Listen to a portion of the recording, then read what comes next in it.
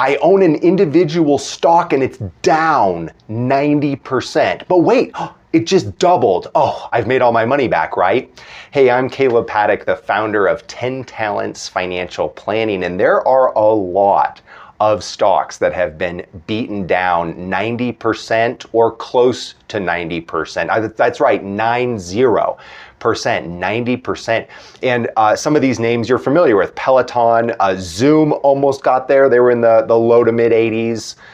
Many of these Teladoc, the darlings of 2020 COVID year are now have taken it on the chin, at least in the first 6 months of 2022. And so sometimes you'd be talking to someone or you're like tracking a stock performance. Let's say you've held on, you're down 90%, but then one of these stocks recently doubled. It doubled in like less than a week. And you think like, oh, that's 100% gain. Right, I doubled. So I was down 90, but I was up 100. I should be doing better now. But whoa, wait a minute.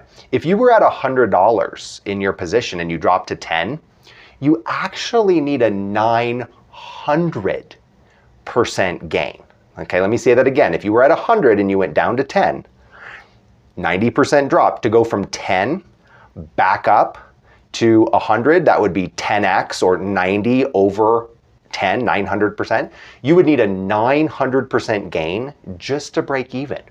This illustrates a couple things to us. Number one is that devastating losses, even if you say they'll come back, which they might, can be very mathematically difficult to come back from, especially with individual companies, one single company.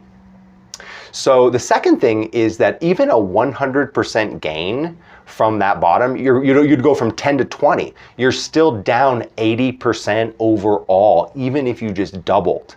So you have to have the right mental framework to realize you've got to strap in and realize this could be a very long road, or you may need to tax loss harvest in brokerage accounts. But if you do hang on, realize this math and don't be deceived if you see that bounce. It's nice to see that bounce, but even a 100% gain off a 90% low, you're still down 80%. This is why it pays to own a beautifully diversified portfolio where you limit those big losses, but your sails are still in the wind. You're still fully invested. You're not timing markets or sitting in a heavy cash position in retirement accounts and brokerage.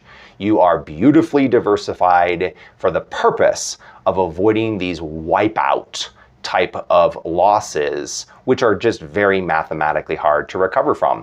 Do you own a stock that's down 90%? I'd love to hear about it and how you've processed that. Did you bail on it, or are you sticking on and holding on to this for the grandkids? Thanks again for watching. Have a great rest of your day.